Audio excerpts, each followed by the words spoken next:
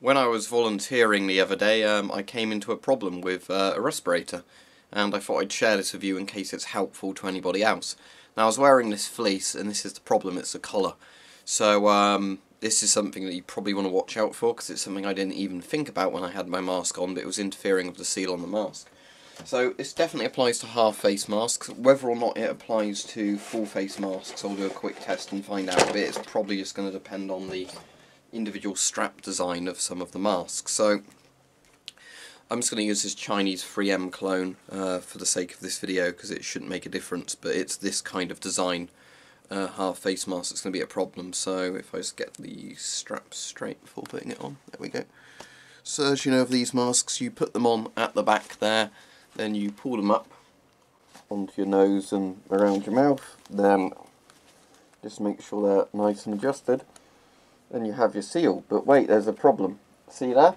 If you do that, the actual coat can get stuck, the collar can get stuck in there and break the seal of the mask. So there we go, that's that off now and the mask's suddenly more comfortable. But I was finding even when I take that off, during my shift, the coat would keep getting under the respirator and doing stuff like that, pushing it away, interfering with that and stuff like that. Obviously, if you took the coat off, there's no risk of the collar doing that, riding up onto there. Now, whether or not you put the mask on, then you do up the coat would make a difference, I don't know, but as you can see, it's still going to make interference problems having that there with the respirator, because the coat is going to ride up the respirator. And this wouldn't just apply to a fleece like this. I think there'd be lots and lots of coats people might wear in their jobs that would actually cause problems with respirators, so I thought I ought to do a video on this, because people might run into this problem and actually be exposed to something quite nasty. I luckily only use my mask for dealing with dust that irritates me and maybe hay spores and spores from straw as well. You know, like the farmer's lung type stuff, but not actually anything that's poisonous. However, some people might actually have a respirator for work and not consider that, because obviously you see lots of people who are doing jobs in areas where they need a respirator and they've got all sorts of heavy outdoor clothing on. So let's get this fleece off in a second, and as you can see, like, that's absolutely fine when you're using this without the coat in the way. The problem obviously materialises when you've got a coat there that's getting in the way, and as I said, I really hate these bits on this respirator because they constantly get in the way and look stupid. So let me just cut to not having the fleece on.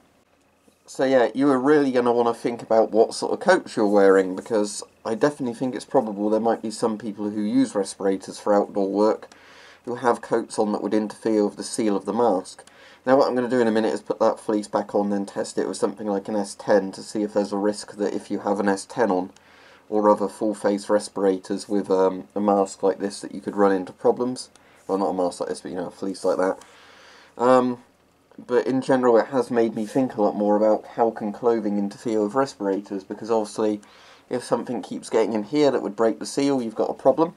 Another thing I've noticed with half-face masks is that as much as they make a good seal for, like, use for nuisance stuff, I don't really like them if you're actually having to look around like that.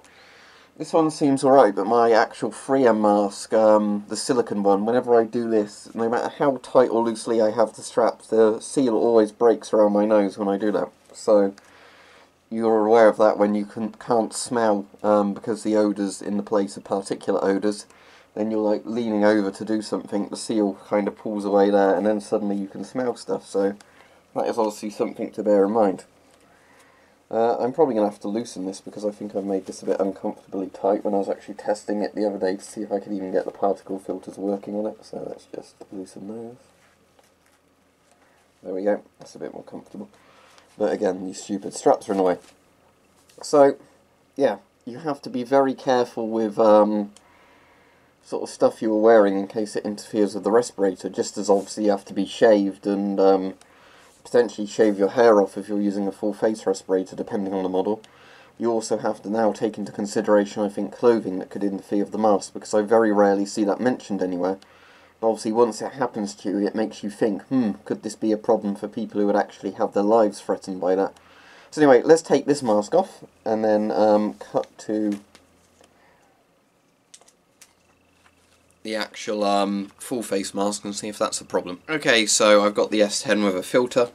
So let's try putting this on now. I'm just going to do the method where I pull it down over my head, because it seems to me I can get the mask on much easier that way.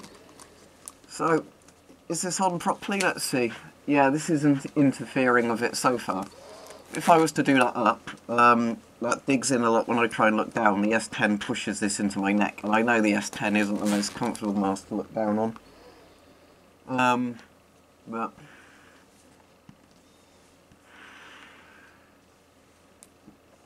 yeah, this isn't interfering as much as it was for the other thing, but I think if it is done up enough with like collars on some jackets, they might actually push against the mask in certain directions. So again, it is going to depend on how the mask does up with the straps. Different strap systems are obviously going to affect it differently, and different coats with different collars can affect it differently.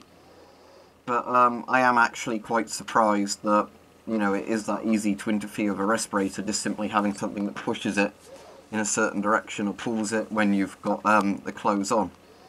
I think the best thing to wear with respirators, if your job allows it, is a boiler suit. Because obviously if you don't know boiler suits or coveralls, whatever you want to call them, overalls, when you're wearing those, they have like quite a flimsy collar at the top.